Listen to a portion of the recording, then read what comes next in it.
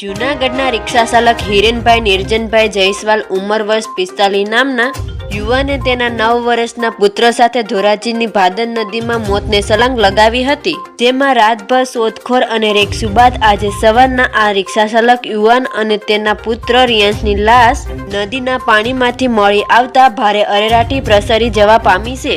વિશેષ તપાસ પોલીસ દ્વારા શરૂ કરવામાં આવી છે. આ બનાવ અંગે મળતી છિલછિલાબંધ વિગતો એવા પ્રકારની છે કે જૂનાગઢના હિરેનભાઈ નિરજનભાઈ જયસ્વાલ ઉંમર વર્ષ 45 નામના આ રિક્ષા ચાલક યુવાને તેના પુત્ર રિયાંશ ઉંમર વર્ષ 9 અને 14 વર્ષની પુત્રીને લઈને ગઈકાલે ધોરાજી આવેલ હતો.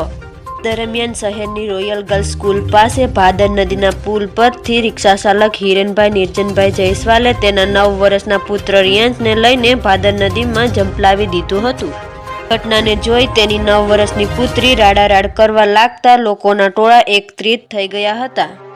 આ ઘટનાની જાણ થતાં જ મામલેદાર, પોલીસ અને માનવ સેવા યુવક મંડળના કાર્યકર્તાઓ ઘટના સ્થળે દોડી આવ્યા હતા. તેમજ નદીમાંથી પિતા પુત્રને બહાર કાઢવા માટે તરવૈયાઓની ટીમ દ્વારા શોધખોળ શરૂ કરવામાં આવી હતી, જેમાં ભાદર નદીમાં આખી રાત કરાયેલ શોધખોળ સર્ચ ઓપરેશન બાદ આજે સવારના રિક્ષા ચાલક હિરેનભાઈ જયસ્વાલ અને તેના પુત્ર રિયાંશને લાશ ઘટના સ્થળેથી થોડે દૂર મળી આવી હતી.